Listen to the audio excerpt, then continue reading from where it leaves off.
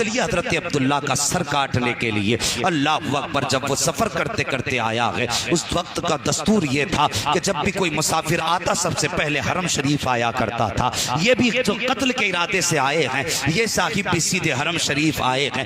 آنے کے بعد ان کے چہرے پہ گرد تھی، بالوں پہ غبار تھا، لگتا تھا کوئی پردیسی آیا ہے، دور سے دیکھنے میں لگ رہا ہے کوئی لمبا سفر کر کے آیا ہے۔ اللہ اکبر، یہ آنے والا بچوں کی طرف دیکھ کے کہتا ہے ان میں سے کون سا بچہ ہے کس سے پوچھوں؟ آخر میں نگاہ اس کی حضرت عبداللہ کے چہرے پہ پڑ جاتی ہے، دیکھ کے کہتا سب سے زیادہ سمجھدار یہی بچہ لگتا ہے، کیوں نہ اسی سے عبداللہ کا پتہ پوچھا جائے۔ آیا اور حضرت عبداللہ کو اشارہ کیا، میرے نبی کے والد حضرت عبداللہ آئے۔ آنے کے بعد کہتے ہیں بتائیے کیسے آنا ہوا؟ کہتے بیٹے میں بڑی دور سے آیا ہوں، مجھے صرف ایک بچے کا پتہ چاہیے۔ کہا اس بچے کا نام کیا ہے؟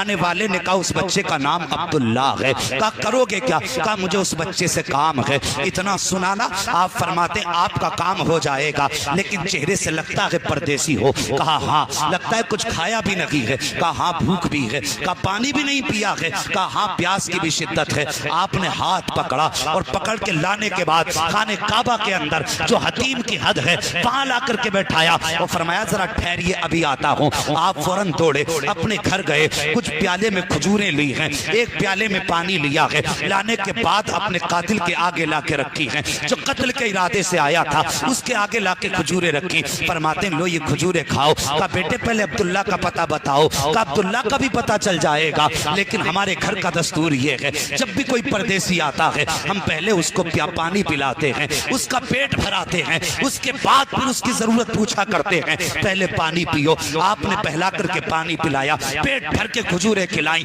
اس کے بعد فرماتے ہیں اب بتا کام کیا ہے؟ اتنا سننا تھا۔ اس نے جب کہا ہے، جب آپ نے اتنا کہا اب بتا کام کیا ہے، تب آنے والے نے کہا تھا بیٹے تم من کے سچے لگ رہے ہو، تم نے میرا دل جیت لیا ہے۔ اب سنو بات تو راز کی ہے، لیکن لگتا ہے تم راز کو راز رہنے دو گے، کسی کو بتاؤ گے نہیں۔ آپ فرماتے میرا وعدہ ہے کسی کو نہیں بتاؤں گا۔ کہا بیٹے پھر سنو، بات یہ ہے کہ جس کا نام عبداللہ ہے ہماری کتابیں بتاتی ہیں وہ آخری پیغمبر کا والد ہے۔ ہماری قوم نے یہ فیصلہ کیا ہے کہ ہم آخری پیغمبر کو دنیا میں آنے نہیں دیں گے، اور اس کے آنے سے پہلے ہم اس کے والد ہی کا سر تن سے جدا کر دیں گے۔ ہم اس کا سر لینے کے لیے آئے ہیں۔ اللہ اکبر، اتنا سننا تھا۔ مسکرا کے کہتے ہیں پریشان کیوں ہوتے ہو، عبداللہ کا سر بھی مل جائے گا۔ اس کے بعد آپ کہتے ہیں کوئی اور ضرورت ہو تو بتا، کیا پیاس تو باقی نہیں ہے؟ کہا نہیں ہے۔ بھوک تو باقی نہیں ہے؟ کہا بھوک بھی باقی نہیں ہے۔ اس کے بعد آپ فرماتے ہیں کیا کرو گے عبداللہ کا سر لے کر؟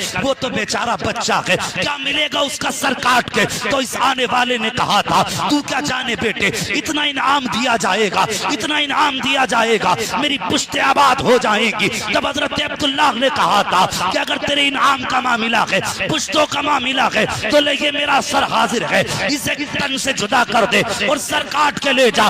آنے والے نے کہا تھا اے بیٹے میں تیرا سر تن سے کیسے جدا کروں؟ تو نے مجھے پانی پلایا ہے، تو نے مجھے کھانا کھلایا ہے، میں تجھے کیسے قتل کر سکتا ہوں؟ مجھے عبداللہ کا پتہ بتا دے، میں اس کا سر لینے آیا ہوں۔ تب آپ نے کہا تھا تو جس عبداللہ کی تلاش میں آیا ہے وہ کوئی اور نہیں ہے بلکہ تیرے سامنے جو کھڑا ہے میں ہی وہ عبداللہ ہوں۔ اتنا سننا تھا۔ آپ نے گردن جھکائی ہے، اس نے اپنی تلوار نکالی، نکالنے کے بعد مصطفیٰ کے والد کے قدموں پہ رکھی اور رو کے کہتا ہے محترم معاف کر دیجئے، اب میں سر لینے نہیں بلکہ سر دے کر کے جا رہا ہوں۔